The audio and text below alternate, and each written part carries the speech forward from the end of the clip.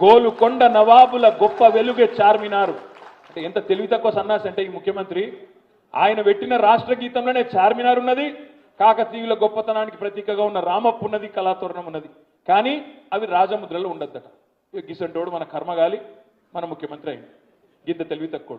అందుకే నేను మీ అందరూ విజ్ఞప్తి చేసేది, ఇట్లాంటి సన్నాసులకు బుద్ధి చెప్పాలి అంటే మనం వాళ్ళతో పోయి యుద్ధాలు చేయలేం, గల్లా పట్టుకొని కొట్టలేం, వాళ్ళతో పోయి బూతులు తిట్టలేం.